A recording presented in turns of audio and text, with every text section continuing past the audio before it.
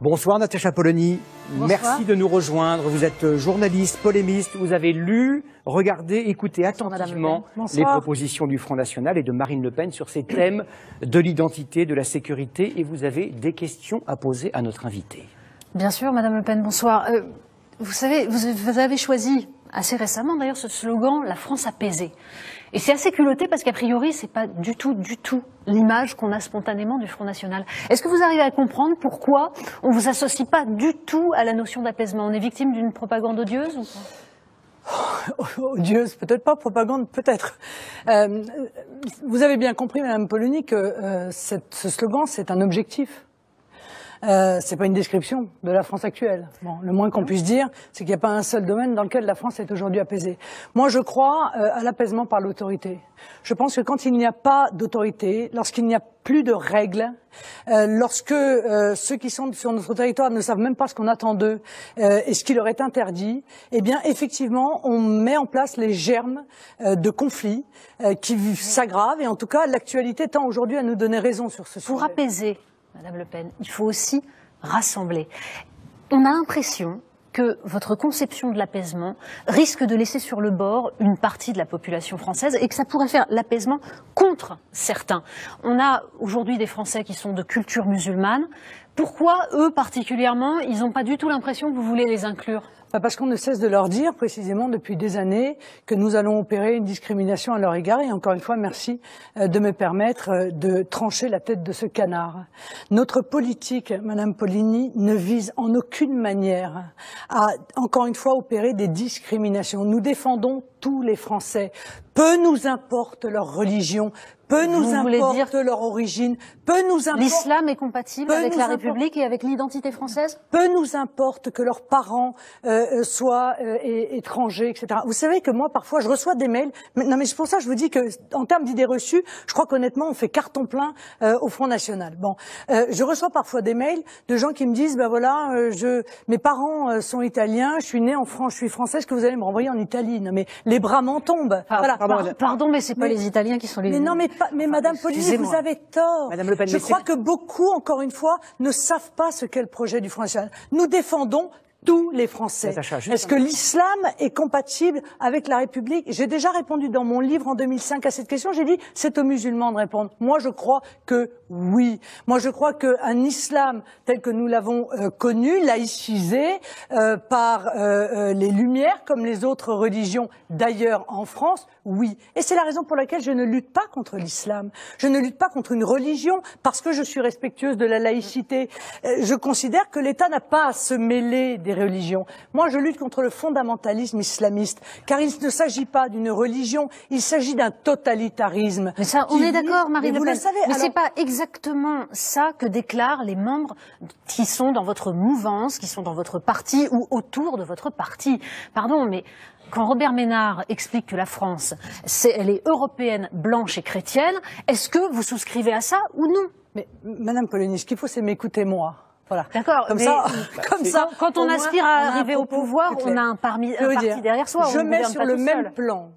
Je pense que c'est une gigantesque maladresse que de reprendre ces propos du général de Gaulle, qui l'a exprimé, vous le savez, parce qu'il souhaitait se débarrasser de l'Algérie française et chercher des excuses pour ce faire.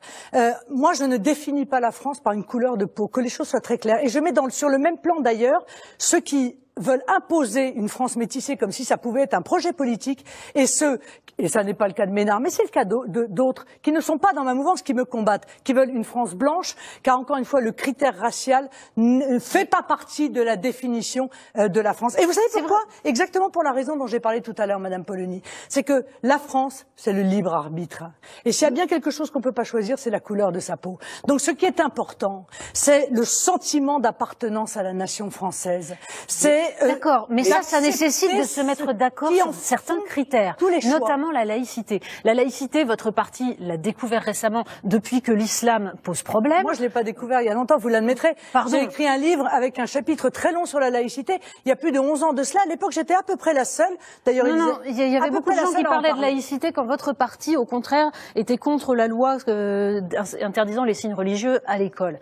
Donc, mais simplement, la laïcité, ça dépend aussi comment on l'entend. C'est-à-dire C'est-à-dire que Marion Maréchal Le Pen, par exemple, explique que les musulmans doivent comprendre que la France est chrétienne et que donc il y en a qui sont un peu plus égaux que d'autres. Vous parlez à Brachet la semaine dernière de l'idée que les religions doivent se faire discrètes, et en effet c'est vrai. Le lendemain, David Racheline, sénateur maire de Fréjus, Front National, accompagne une procession de sœurs du Sacré-Cœur et tweet cela allègrement, voilà, en expliquant, comme discrétion. C'est quand même mieux, non? C'est quand même étrange que des processions aujourd'hui choquent des gens. C'est vous-même, c'est Monsieur Philippot et vous-même qui dites aucun signe ostentatoire, pas de kippa, pas de croix. 1905, depuis plus d'un siècle, nous vivons en France notre laïcité de manière tout à fait sereine. Elle n'a jamais été remise en cause. Ça n'était pas dans le débat public parce que personne ne contestait que la France a des racines chrétienne, encore une fois, laïcisée par le siècle des Lumières, que nous avons des grands principes et qu'il existe des traditions pour lesquelles d'ailleurs on dépose des autorisations auprès des préfectures. Personne ne conteste cela. Je veux dire, personne ne le contestait en tout cas jusqu'à aujourd'hui. Mais on voit bien que les revendications communautaristes, c'est pas seulement des revendications communautaristes. Est-ce que vous comprenez que des gens de culture musulmane peuvent avoir l'impression qu'en gros vous leur dites la France est prête à vous accueillir si vous effacez tout ce que vous êtes. D'ailleurs, quand vous parlez d'assimilation, qu'est-ce que vous entendez par là? Madame Poligny, non, je comprends que ils ne sachent pas de quoi on parle, pour une raison simple, c'est que personne, ceux dont vous parlez, qui ont le sentiment qu'on leur demande d'abandonner, etc. Personne ne leur a rappelé les règles. Je pense que nos responsables politiques ont joué avec ce concept des Français musulmans pour se chercher un électorat. Ils ont violé eux-mêmes, ces responsables politiques, la loi de 1905. Ils ont financé des mosquées. Ils ont accepté à la tête de l'État des financements étrangers de pays dont on sait pertinemment qu'ils viennent en réalité pour faire une guerre au sein même de la religion musulmane, des guerres d'influence, des guerres de tendance sur notre territoire. Je crois qu'il faut rappeler les règles. Il faut siffler la fin de la récréation, Madame Poligny, et rappeler les règles de la manière la plus claire qui soit. En effet, mais il y a des devoirs et il y a des droits. La première des règles. J'entends des gens dire il faut réclamer qu'ils se soumettent à l'égalité homme-femme, etc. Évidemment. Mais en fait, la première et peut-être même la seule règle qu'il faut faire admettre, c'est que il n'y a aucune loi au-dessus de la Constitution et de la loi française. Aucune. C'est un problème de hiérarchie des normes. Et il faut que chacun se soumette à cette hiérarchie des normes. C'est vrai. Simplement, quand vous parlez de France apaisée, pour apaiser réellement, il faut aussi donner un espoir. Or, là, on a l'impression qu'il y a une partie des Français à qui vous expliquez, en effet, et vous leur rappelez leurs devoirs, et c'est tout à fait légitime, mais qu'à côté de ça, vous ne leur parlez jamais d'espoir, vous ne leur donnez jamais une perspective. Par exemple, quand on regarde le programme du Front National sur les banlieues, on trouve uniquement les questions de sécurité et l'idée qu'il faut en finir avec la discrimination positive, qui de fait n'existe pas en France. Mais à quel moment vous vous adressez à ces jeunes gens qui subissent 40-45% de chômage dans les quartiers où ils vivent pour leur dire on va vous inclure? Moi, je m'exprime à l'égard de tous les Français et les jeunes Français. Je ne fais pas de différence et je n'en ferai pas. Vous pouvez pas en même temps me reprocher, soi-disant, de les traiter différemment et en même temps me reprocher de ne pas les traiter différemment. Je ne les traiterai pas différemment. Voilà. Ils sont Français. À ce titre, j'accorde à tous les Français la priorité nationale, c'est-à-dire que je dis à tous les Français, quelle que soit leur race, quelle que soit leur religion, quelle que soit leur origine, ça ne m'intéresse pas, ça. Ce qui m'intéresse, c'est est-ce qu'ils sont Français. S'ils sont Français, ils auront le droit d'avoir une priorité d'accès au logement social dans leur pays. Ils auront le droit d'avoir une priorité d'accès à l'emploi dans leur pays, à compétences égales, c'est-à-dire à compétences égales, s'ils sont en compétition avec un étranger, je trouve ça plus légitime qu'un Français puisse avoir accès à l'emploi dans son propre pays. Et ils en profiteront. Et peut-être, Madame Poligny, que cette mesure, elle redonnera du contenu à la nationalité. Parce qu'en réalité, depuis des années, on a vidé la nationalité de son contenu.